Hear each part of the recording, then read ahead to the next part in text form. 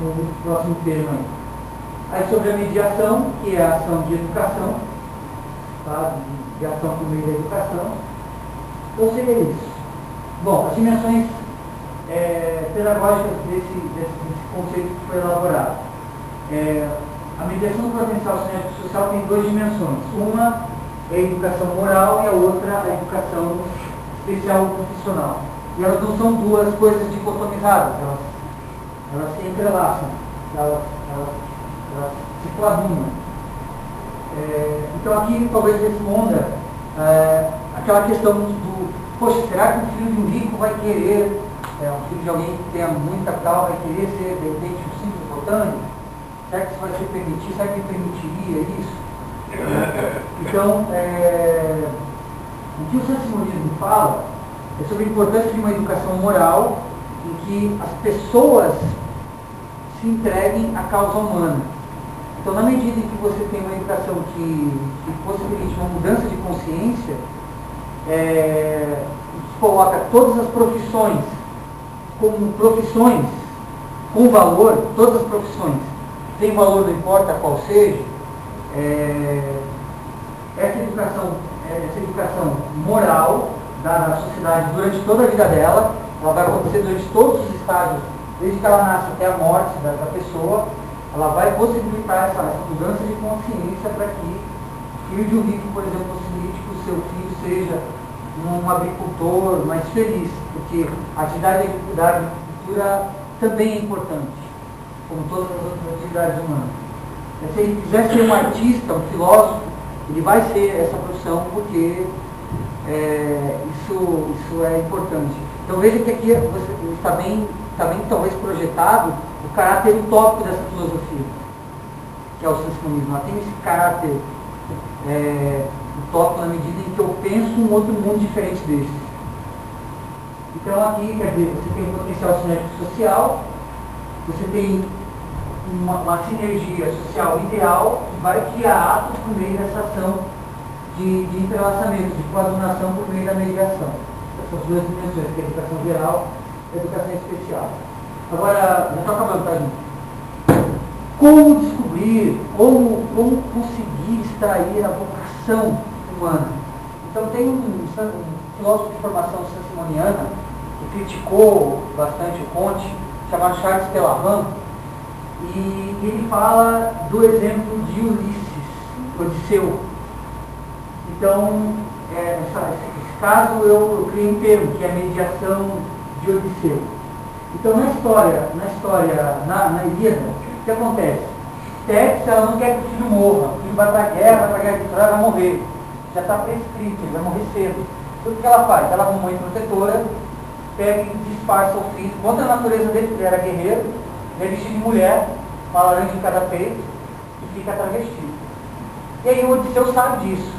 O Odisseu vai para o palácio do rei Sírios e fica sabendo disso. Ó, uma das meninas é o guerreiro, né? Olha que coisa contraditória, né? Enfim, aí ele coloca uma lança e uma espada próximo da porta e ele finge que o castelo que o palácio está sendo atacado. As meninas saem correndo desesperadas e o Aquiles, que é guerreiro, pega a lança e a espada. Nessa hora ele revela o dom dele, a vocação dele, pelo qual ele foi treinado na escola do Central Quiron. Então, eu crio aqui um esforço meu, porque ele faz o elogio pela RAM, de que essa seria a possibilidade, colocar a criança nessas atividades, nessas três dimensões de atividade, que é a atividade artística, filosófica, a atividade científica e a atividade material. Então você tem aquilo que eu chamo de espaço de estímulos das vocações, que é a zona Odisseu, que está aqui.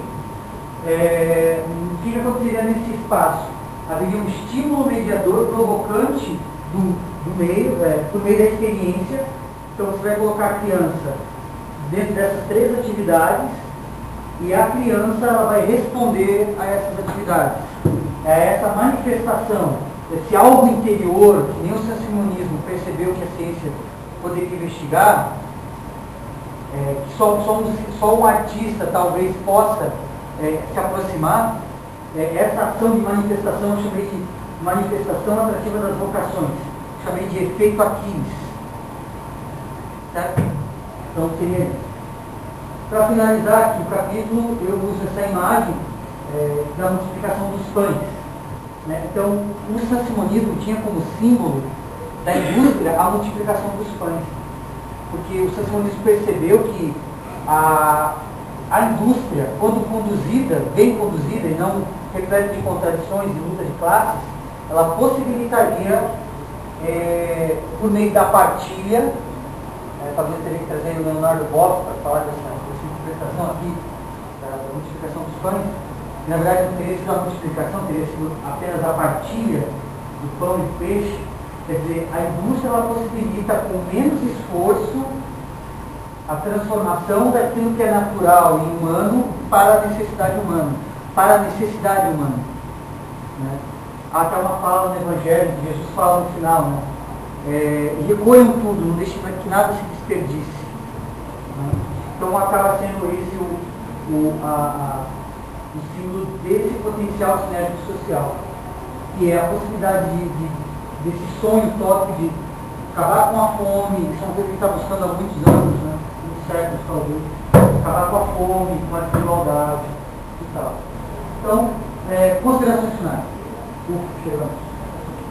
Então, está laudante o eu, né? Esse Odisseu que eu tentei ser, esses 2 anos de Odisseia, pesquisando essa filosofia, assim, sendo criticado muitas vezes aí por algumas pessoas, como é que você está pesquisando algo tão ultrapassado, algo aí que já está mofado, para que está isso e tal. Então, dentro dessa minha ida a esse livro marxista, né, esse mundo dos mortos, de alguém que já foi esquecido, né, eu saio desse livro e volto à vida humana, eu volto a viver entre os vivos agora, talvez com o título de mestre, e dentro dessa minha aventura, eu trago uma série de contribuições para mim. Eu volto transformado, volto para a minha escola, de certa forma, uma série de coisas que ainda me angustiam, mas algumas coisas do sansimonismo me fazem repensar o meu eu, a minha ação enquanto professor e a minha atitude enquanto pessoa. Certo? Bom, o problema da pesquisa, de certa forma, ela foi resolvida, talvez, né, porque houve essa possibilidade de, por meio da educação, haver uma transformação social, como eu havia vislumbrado no começo da pesquisa.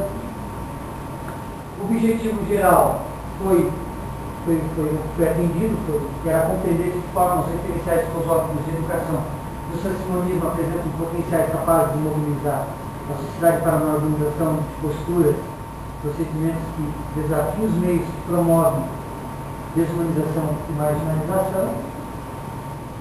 Uma coisa que eu não falei no começo, mas que está lá nos pressupostos, é que já que historicamente houve uma idiosincrasia, uma diferenciação entre positivismo kantiano e marxismo, deveria haver também uma diferença da posição pedagógica do positivismo e do sansimonismo. Eu mostro isso na dissertação, demoraria para explicar. Por exemplo, o sansimonismo acha que seria obrigatório o Estado oferecer educação aos 7 anos, para pontes só a partir dos 15. Então a questão dos setênios, que eu nem falei aqui, o sansimonismo divide em setênios e tal. Daí demoraria muito para falar disso. Bom, então, aqui algumas questões, né? A educação sansimoniana e o sansimonismo enquanto crítica da formação humana de sua época, eles criticam até que ponto a formação clerical ela atendia as dimensões humanas naquele momento.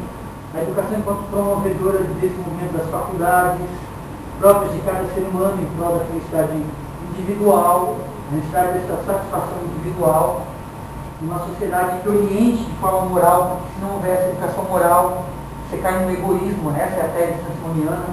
Há egoísmo no mundo por não haver uma educação que conduza o homem para a causa da humanidade. a causa humana